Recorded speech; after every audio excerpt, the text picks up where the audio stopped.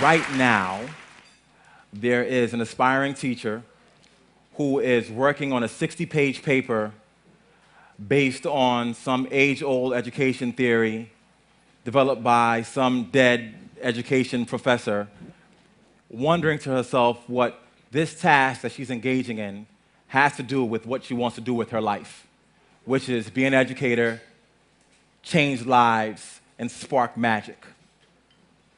Right now, there is an aspiring teacher in a graduate school of education who's watching a professor babble on and on about engagement in the most disengaging way possible.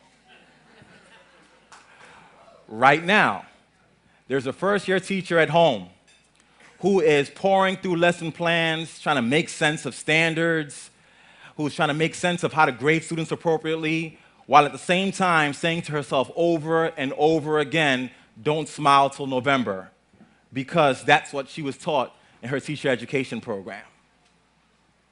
Right now, there is a student who is coming up with a way to convince his mom or dad that he's very, very sick and can't make it to school tomorrow. On the other hand, right now, there are amazing educators that are sharing information that's shared in such a beautiful way that the students are sitting at the edge of their seats just waiting for a bead of sweat to drop off the face of this person so they can soak up all that knowledge. Right now, there is also a person who has an entire audience wrapped with attention, a person that's weaving a powerful narrative about a world that the people who are listening have never imagined or seen before. But if they close their eyes tightly enough, they can envision that world because the storytelling is so compelling.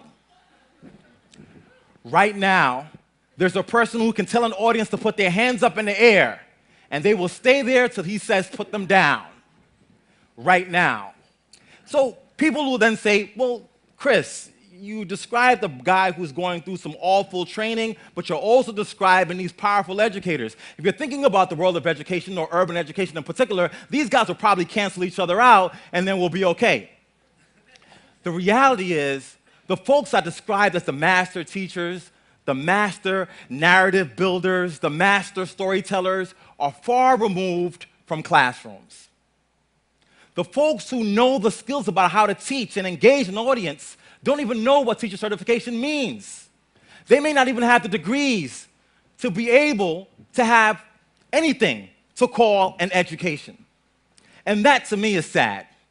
It's sad because the people who I described that were very disinterested in the learning process want to be effective teachers, but they have no models. I'm going to paraphrase Mark Twain.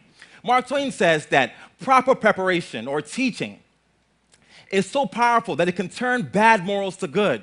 It can turn awful practices into powerful ones. It can change men and transform them into angels. The folks who I described earlier got proper preparation in teaching, not in any college or university, but by virtue of just being in the same spaces of those who engage. Guess where those places are? Barbershops, rap concerts, and most importantly, in the black church. And I've been framing this idea called Pentecostal pedagogy. Who here has been to a black church? We got a couple of hands. To go to a black church, that preacher starts off and he realizes that he has to engage the audience. So he starts off with this sort of wordplay in the beginning oftentimes.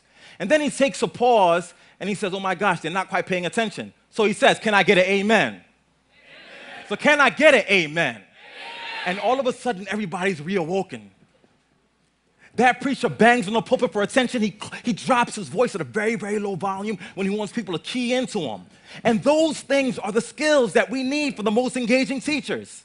So why does teacher education only give you theory and tell you about standards and tell you about all these things that have nothing to do with the basic skills, that magic that you need to engage an audience, to engage a student?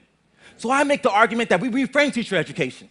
That we could focus on content, and that's fine.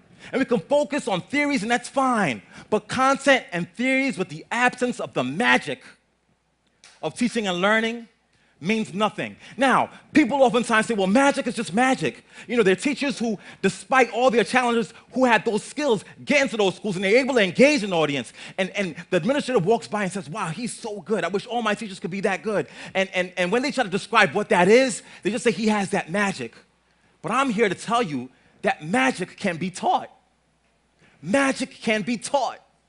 Magic can be taught. Now, how do you teach it? You teach it by allowing people to go into those spaces where the magic is happening. If you want to be an aspiring teacher in urban education, you got to leave the confines of that university and go into the hood. You got to go in there and hang out at the barbershop. You got to attend that black church, and you got to view those folks that have the power to engage and just take notes on what they do.